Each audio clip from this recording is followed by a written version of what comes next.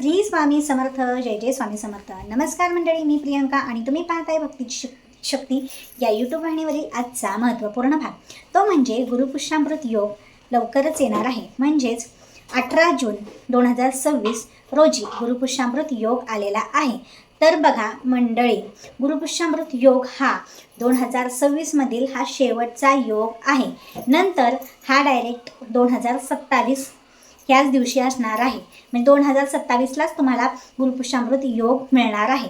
त्यामुळे हे औचित्य साधून तुम्ही नक्कीच ह्या गुरुपुष्यामृत योगावर तुमच्या घरातील सुख समृद्धी शांतीसाठी, त्याचबरोबर धनप्राप्तीसाठी, कर्जमुक्तीसाठी, विवाहातील अडथळे दूर करण्यासाठी प्रभावी उपाय करू शकता. तर बघा, गुरुपुष्यामृत योग हा वर्षातून 3 वेळा किंवा 4 वेळा येतो. त्यातील हा शेवटचाच आपला हा गुरुपुष्यामृत योग आपल्याला आलेला आहे. तर हा 18 जून 2026 रोजी आलेला आहे. तर या योगावर म्हणजे या शुभ मुहूर्त कधी आहे तर बघा, 18 जून 2026 रोजी सकाळी 6:04 ते 11:32 हा शुभ मुहूर्त आहे.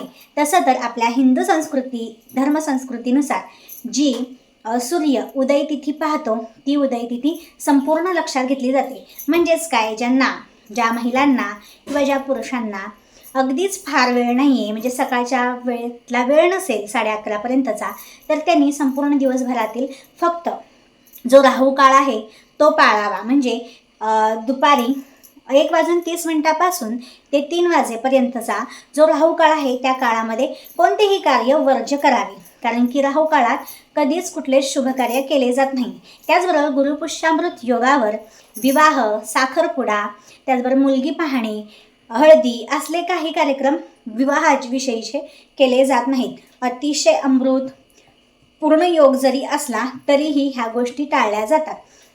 तर ज्योतिषशास्त्रानुसार आपण गुरुपुष्यामृत योगावर म्हणजे सकाळी 6:04 ते 11:32 काही उपाय करायचे आहेत. आपल्याला धनप्राप्तीसाठी, सुख समृद्धीसाठी, घरामध्ये माता लक्ष्मी निरंतर निवास करण्यासाठी, त्याचबरोबर बऱ्याच जणांना कर्ज किंवा कोणाकडे दिलेले पैसे मार्गी लागत नसतील किंवा अडकले असतील तर ते मिळवण्यासाठी काही उपाय दिले आहेत, मी सांगणार आहे. ते नक्कीच तुम्ही करा. अगदी ज्योतिषशास्त्रानुसार हे उपाय आहेत. उपाय करताना तुम्ही फक्त मनापासून आणि मनामध्ये सकारात्मक विचार करून अवश्य करा. तर बघा, धनप्राप्तीसाठी आणि माता लक्ष्मी आपल्या घरामध्ये निरंतर निवास करण्यासाठी गुरुपुष्यामृत योग ह्या दिवशी म्हणजेच 18 जून 2026 रोजी तुम्ही सकाळी घरावर हळदी कुंकवाने स्वस्तिक काढा. ह्यामुळे घरामध्ये आपल्या माता लक्ष्मी ही निरंतर निवास करते, म्हणजे स्थिर लक्ष्मी राहते आणि घरामध्ये ज्या काही नकारात्मक ऊर्जा आहेत त्या दूर होतात. त्याचबरोबर बघा, गुरुपुष्यामृत योगावर मंत्रपठण करणे आणि मंत्राने एखादी गोष्ट सिद्ध करून जर तुम्ही ठेवली लॉकरमध्ये तर ती सिद्ध राहते आणि सिद्ध होते. तर हा अमृत योग आहे, गुरुपुष्यामृत योग. तर या दिवशी तुम्हाला तुमच्या देवघराजवळ बसून माता लक्ष्मीची आणि भगवान विष्णूची सोबत पूजा करायची आहे. आणि त्यानंतर माता लक्ष्मीसमोर तुपाचा दिवा प्रज्वलित करून 21 वेळा श्री सुक्तम पठण करायचं आहे. त्याचबरोबर तुम्हाला हळदीच्या गाठीचा एक महत्त्वाचा अत्यंत प्रभावी उपाय करायचा आहे. एक पिवळं वस्त्र घ्यायचं आहे. अगदी एवढं चौकोर तुकड्यामध्ये घेतलं तरीही चालतं. त्यामध्ये तुम्हाला एक हळदीची गाठ, एक वेलची, एक लवंग आणि 5 रुपयाची नाणी, म्हणजे 1 रुपयाची 5 नाणी अशा प्रकारे घेऊन तुम्हाला श्रीसूक्त पठण करायचं आहे. आणि ते हळदीची गाठ वगैरे जे साहित्य घेतले आहेत 5 साहित्य ते अभिमंत्रित सिद्ध करून ठेवायची आहे.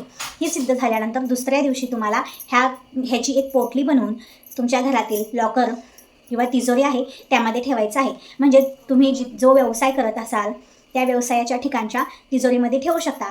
जर तिथे नाही तर तुमच्या घरातील लॉकरमध्ये तुम्हाला ठेवायचं असेल तर तिथेही तुम्ही ठेवू शकता. यामुळे तुमच्या घरामध्ये येणारी जी लक्ष्मी आहे ती स्थिर होणार आहे. बघा, बऱ्याच वेळा आपण खूप मेहनत घेतो, खूप कबाड कष्ट करतो, घरामध्ये भरपूर ठिकाणावरून पैसाही येतो, पण तो पैसा अतिशय चंचल असतो. म्हणजे आज येणार आहे आणि उद्या लगेच निघून जाणार आहे. म्हणजे येणार आहे तेवढा त्याच्यापेक्षा जास्त आपल्याला लागणार असतो खर्चासाठी.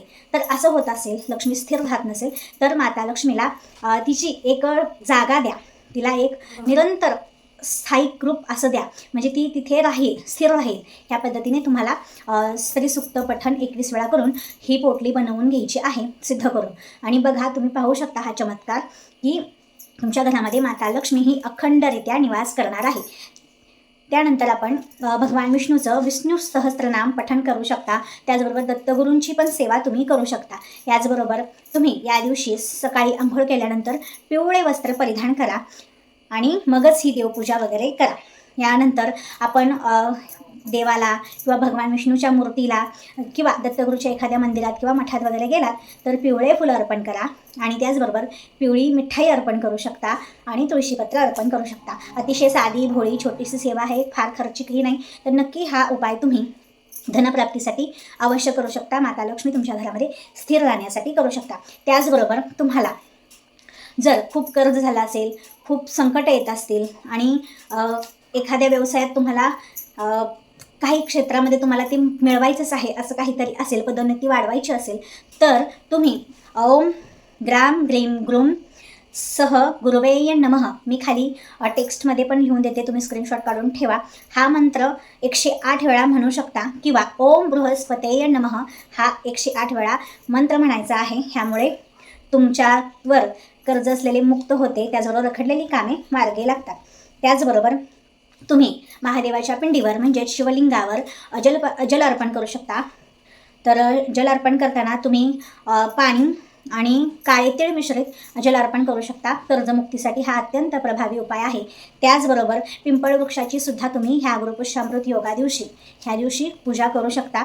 तर पिंपळ वृक्षाला जल अर्पण करताना त्यामध्ये गंगाजल नसेल तर आपलं घरातील साधं पाणी, निर्मळ पाणी घेऊन त्यामध्ये थोडं कच्चं दूध, गूळ मिश्रित पाणी आपण वाहायचं आहे. तर यानंतर आपण पिवळे कापड, एखाद्या गरजू व्यक्तीला पिवळे कापड, पिवळे वस्त्र, पिवळे एखादी मिठाई आणि डाळ म्हणजे चणा डाळ जी पिवळी असते, तर ह्या गोष्टी दान करा. ह्या गोष्टी दान केल्यामुळे कुंडलीतील गुरुग्रह बलवान होतो आणि तुमचे भाग्य हे तुम्हाला साथ देऊ लागते. म्हणजे काही क्षेत्रामध्ये तुम्ही खूप मेहनत घेताय आणि तुम्हाला पाहिजे असं यश मिळत नाही, तर तुम्ही हा उपाय अवश्य करा. तर पुन्हा भेटू पुढच्या व्हिडिओमध्ये. नमस्कार. कमेंट बॉक्समध्ये ह्यापैकी तुम्ही कोणकोणते उपाय आधी केले होते नक्कीच कमेंट करून कळवा. त्याचबरोबर बघा, ज्या मुलांचे किंवा मुलीचे विवाह जुळत नाही, विवाहामध्ये अडचणी येतात, अडथळे येतात, तर त्यांनी एक नियम पाळायचा आहे. तो म्हणजे गुरुपुष्यामृत हा योग किंवा ह्या दिवशी तुम्ही केळी खायची नाही आहे आणि केळीच्या झाडाला किंवा रोपाला तुम्ही हळद मिश्रित जल अर्पण करायचं आहे. आणि ते अर्पण करताना केळीच्या त्या वृक्षाला सांगायचं आहे की संकल्प म्हणजे आपण आपल्या मनातील इच्छा सांगायची आहे आणि हे जल अर्पण करायचे आहे. तर तुमच्या विवाहातील ज्या काही अडचणी आहेत, ज्या काही मार्गातील अडचणी अडथळे आहेत ते दूर होतात. तर हे उपाय अवश्य करा आणि कमेंट बॉक्समध्ये ओम नमो भगवते वासुदेवाय नमः किंवा श्री स्वामी समर्थ, जय जय स्वामी समर्थ, स्वामी कृपेसाठी अवश्य लिहा. धन्यवाद.